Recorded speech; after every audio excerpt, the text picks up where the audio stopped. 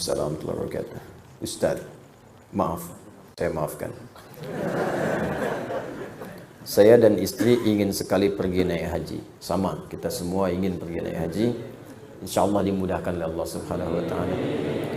Saya sudah mendaftar haji tahun 2012. Alhamdulillah tahun 2020 ini saya dan istri mendapat panggilan untuk keberangkatan. Alhamdulillah, semoga Allah mudahkan. Tetapi kami tidak memiliki uang untuk menebus kartu porsi di bank. Ini masalahnya.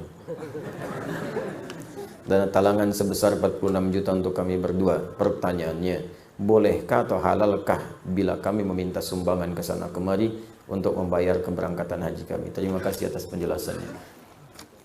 Quran surah ketiga Al-Imran ayat 96 sampai 97. Inna awwala baitin wudi'a lin-nasi alladhi bi Bakkah mubarakan wa hudan lil 'alamin fihi ayatun bayyinatun maqamu Ibrahim faman dakhalahu kana amina walillahi 'alan nasi hajjul baiti man istata'a ilaihi sabila. Allah sudah menyampaikan walillahi 'alan nasi hajjul baiti. Semua manusia itu punya satu hal yang diwajibkan oleh Allah untuk bisa menunaikan ibadah haji. Siapa mereka? Man istata'a ilaihi sabila. Siapa yang sudah berusaha menyiapkan kemampuan supaya bisa berangkat. Istita'ah asalnya bukan mampu. Ingat. Mampu qadirun. Istita'ah dari kata ta'at asalnya. Ditambah ista di depannya. Ta'at bagian kedekatan dengan Allah. Amal saleh. Istata'a berusaha untuk taat, asalnya begitu. Ada usaha. Jadi istita'ah itu usaha untuk mampu demi menaati Allah. Terjemahan yang tepatnya begitu. Usaha untuk mampu demi menaati Allah. Jadi sebetulnya setiap kita itu diminta oleh Allah berusaha supaya mampu haji. Jangan mengukur, saya nggak punya nih. Saya nggak ada nih, bukan. Usaha sampai kita punya kemampuan berangkat. Itu maksudnya. Dan usaha itu, saya beri mukadimah dulu ya. Usaha itu ada dua. Saya ulang ya, usaha itu ada dua. Usaha dengan mengumpulkan harta. Saya sarankan sih kalau mau nabung, nabung pakai emas. Itu lebih mudah. Ini saya sarankan. Karena ayat-ayat di Quran ketika bicara harta itu kebanyakan bicara tentang emas dan perak. Ya, misal Quran surah ketiga, ayat ke-14. Paling kanan agak ke bawah. Zuyyina lin-nasi hubbus syahawati minan nisa'i wal banin wal qanatiril muqantarati minan dzahab wal fiddah. Ya, qanatir muqantarah itu ada harta yang punya nilai intrinsik, berharga. Yang kalau dikumpulkan punya nilai. Jadi ada harta yang punya nilai intrinsik, ada yang ekstrinsik. Intrinsik itu di dalamnya memang ada nilainya. Ya sudah ada nilai, jadi nggak berpengaruh oleh apapun. Emas itu, kalaupun pecah, masih bisa dijual. Ya, tapi uang kalau sobek ya kertas kok. Nilainya berubah-ubah. Makanya sekarang selalu mengalami devaluasi. Menurut saya bukan mengalami penurunan tuh. Memang nilainya diturunkan dengan kepentingan tertentu. Dulu itu masih menggunakan emas. Ya, masih menggunakan emas. Isyarat Quran, hadis masih dipakai.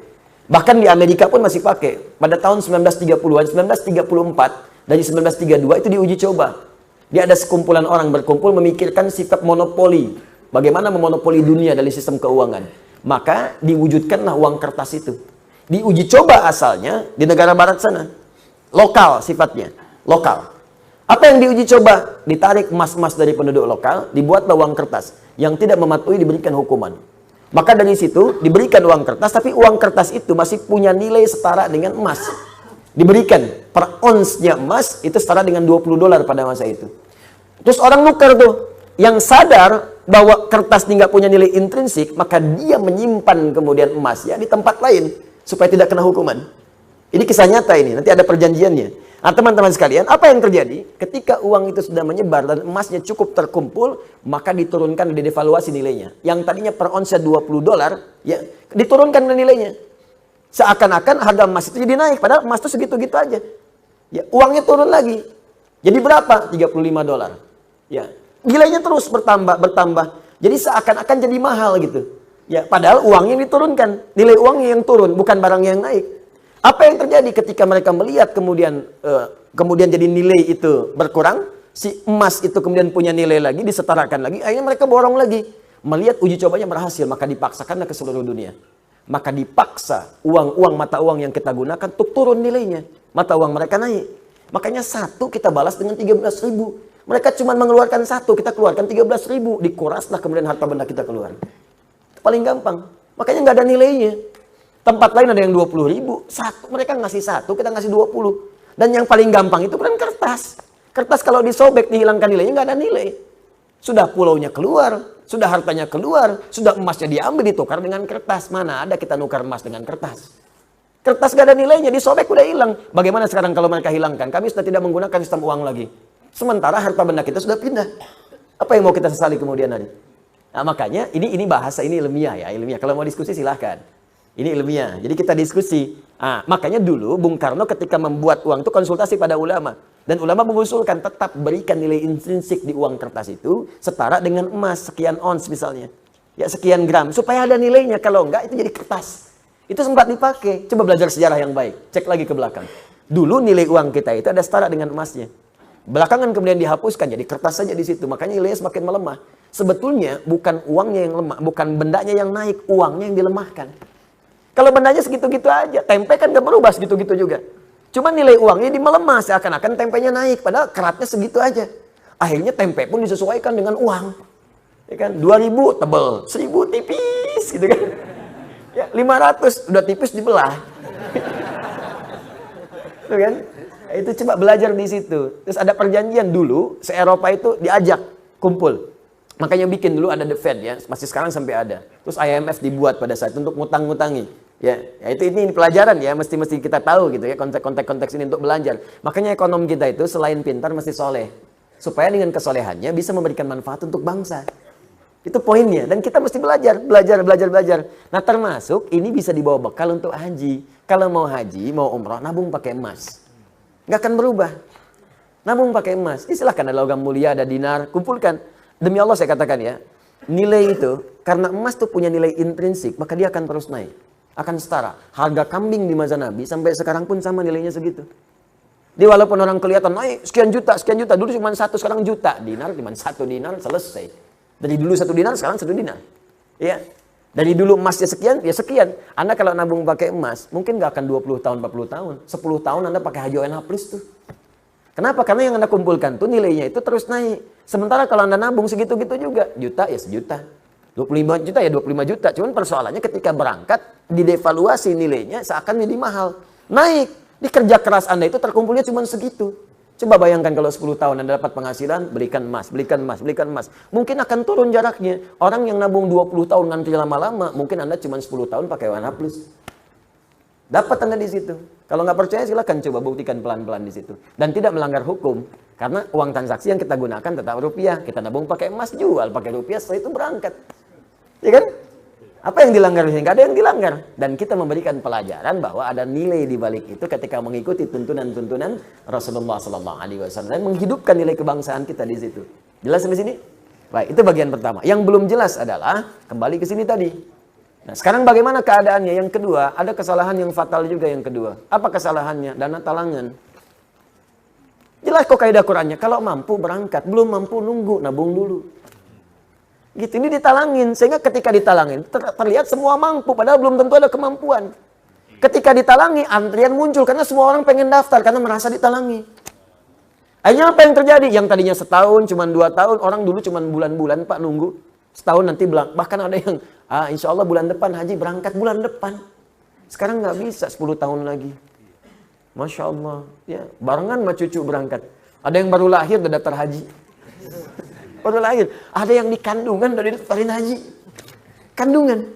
Anda bisa bayangkan. Kenapa? Karena tadi ditalangin. Saya sih sering menyarankan, dan para ulama-ulama lain juga mengatakan, berhenti dulu deh dana talangan itu. Berhenti dulu. Ya, supaya bisa menyelesaikan kuota yang sekarang dulu. Kalau itu diselesaikan, yang lain ngantrinya gampang, Pak. Ya, sambil antum nabung dari sekarang. Coba antum daftar sekarang. Belum dilunasin, utang masih ada. Nah, statusnya kan utang tuh. Nyicil sampai 24 tahun. Antum kalau beli emas 24 tahun, 10 tahun berangkat tuh ONH Plus. Dapetin tadi. Nah, jadi ini persoalan yang harus diselesaikan. Pelan-pelan, dan itu jadi usulan. Boleh diusulkan nanti usulkan kepada Kemenak misalnya. Kemenak menyampaikan, dibahas di atas, jadi keputusan, jadi kebijakan. Boleh, kan kita bisa mengusulkan. Ya, yang tidak boleh itu ribut-ribut, yang tidak boleh makar, itu nggak boleh. Yang tidak boleh misalnya bertentangan itu nggak boleh. Yang kita usulkan boleh nggak usulan karena pertimbangan begini itu sah hukumnya. Nah sekarang terjadi seperti ini, bagaimana caranya? Ya sudah ada keberangkatan di depan mata, apa yang ada. Sekarang lihat dulu apa yang paling halal Anda punya, yang Allah titipkan kepada Anda. Itu dulu manfaatkan. Manfaatkan itu dulu. Ya, lihat aspek kebutuhannya. Oh, Masya Allah pakaiannya terlampau banyak. Terlampau banyak pakaian saya. Insya Allah, bismillah. Yang ini saya sedekahkan. Oh, ini bisa dijual untuk nutupin dulu. Ya, sebelum berhutang. Sebelum minta sumbangan. Lebih baik Anda meminta kepada Allah dibandingkan minta kepada manusia.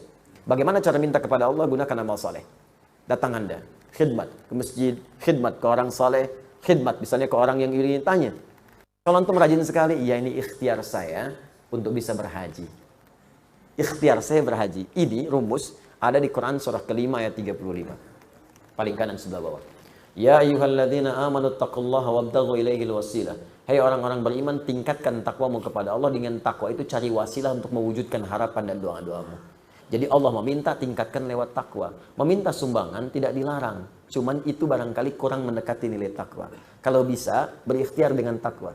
Bekerja dulu, khidmat ke masjid, datangi seperti yang tadi saya sampaikan. Ketika ditanya, akhi, rajin sekali antum di sini. Bukan rajin, saya sedang berikhtiar. Mudah-mudahan Allah ridho dan memanggil saya ke tanah suci. Memang belum dipanggil. Sudah dari 2012, tinggal sekian lagi. Mungkin Allah lembutkan hati orang itu. Kalau dia nggak sendiri ngasih dengan izin Allah, dia berikan relasi kepada yang lain. Rumus ini pernah saya sampaikan kepada teman-teman yang ngaji dengan saya, dan pernah saya ceritakan. Jadi saya ajarkan, antum belum ada nabung, sudah nabung Ustaz. Baik, dah ini ayatnya, baca oleh antum. Saya kasih ayat-ayat haji. Dari Al-Baqarah 196 sampai dengan 204, ya 204, ya 203 maaf. 196 sampai 203. Dia bacain terus. Satu kali pulang pengajian, dia pulang ke musolanya, ini kisah nyata. Dia yang dibaca tuh ngimamin di situ, ngimamin baca ayat itu aja. Ayat itu, ayat itu, ayat itu. Nah, satu kali teman-teman sekalian, hilang dia pengajian tuh. Musim haji hilang. Bis itu balik lagi. Datang pengajian, saya tanya, antum kemana aja kemarin? Afwan Ustaz, anak izin haji dulu katanya. Haji? Gimana kisahnya tuh? Jadi ternyata waktu kita latihan manasik Ustaz, kita kan suka bikin manasik setiap tahun, terbuka. Bagi yang haji, bagi yang belum haji, supaya jadi pelajaran.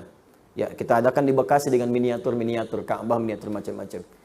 Jadi dia ternyata begitu orang banyak mendengarkan, menyimak, ada yang moto, ada yang video, dia menangis terpaku di depan miniatur Ka'bah. Apa yang dia katakan? Ya Allah, saya merasa bahwa saya memang belum mampu. Tapi saya ini merasa seakan di dekat Ka'bah, ya Allah. Berikan kesempatan untuk berangkat sebelum saya wafat. Nangis dia minta. Sedangkan orang yang berdoa saat taklim yang benar itu kan diaminkan malaikat. Apa yang terjadi setelah itu? Dia balik, dia ikhtiar. Setiap dia ke musola dia bacakan ayat haji, bacakan. Sampai tiba-tiba datang orang mendengar, penasaran. Pak, Bapak imam di sini ya? Iya. Di musola ini? Iya. Kenapa Bapak sering bacakan ayat tadi? Iya, saya sedang ikhtiar. Memohon kepada Allah, mudah-mudahan bisa haji. Bapak belum haji? Iya, ya sudah Pak, berangkat tahun ini ya. ONH+. Ternyata dia juga seorang yang punya kewenangan untuk memberikan bantuan-bantuan ataupun kuota-kuota untuk itu ONH+. Ya, dikasih ONH+ berangkat ya. Masya Allah. Jadi Allah tuh mudah melembutkan hati orang-orang beriman untuk memberikan cara dari sisi yang tidak diduga. Jadi ini masih ada waktu ikhtiar dengan cara yang tadi. Kalau tidak memungkinkan Anda bisa meminjam misalnya lebih baik. Dengan punya kemampuan untuk bisa mengembalikan. Ya berusaha berikhtiar. Minta kepada kawan misalnya bantuan. Mungkin saya bisa cicil, mungkin demikian. Dengan sisa yang bisa Anda dapatkan. Kalau semua tidak mungkin dilakukan, boleh jadi Allah menyimpan hikmah di situ. Untuk hal yang lebih baik yang bisa Anda dapatkan di kemudian hari. Allah Ta'ala alam bisawab. Ingat, Anda cari haji buat apa? Mabrur kan? Mabrur kan? Jalan birrun itu banyak. Termasuk berinfak pada yang paling dicintai. Itulah yang dimaksud Quran surah ketiga ayat 92. Lan tanalul birra hatta tunfiqu mimma tuhibbun. Ada orang yang sudah mau haji, punya berangkat, punya bekal yang siap, dia keluar dari rumah. Tiba-tiba dia mendengar, maaf, berita tetangganya datang minta bantuan sakit, biayanya persis sama seperti yang dia butuhkan, persis sama seperti yang dia kumpulkan untuk haji itu. Tanpa basa-basi dia berikan semuanya, kembali ke rumah tanpa berucap sedikit pun kepada orang-orang di rumahnya tentang peristiwa itu. Dia nggak haji pada saat itu, dia infakkan pada sesuatu yang sangat orang lain butuhkan. Maka apa yang terjadi setelah itu? Turunlah riwayat mengatakan hajinya, perhatikan kalimatnya, dia mabrur. Dia mabrur walaupun belum berangkat untuk berhaji. Bahkan dari riwayat yang menyebutkan kalaulah bukan perilaku orang ini seperti itu dia berinfak, tentulah belum tentu diterima orang-orang yang haji yang sekarang bertawaf di atau berwukuf di Makkah Al-Mukarramah.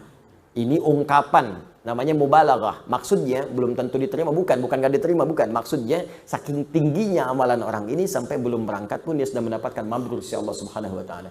Maka turunlah ayat tadi, lan tanalul birra hatta tunfiqu mimma tuhibbun. Jelas sampai sini? Allah taala a'lam bissawab.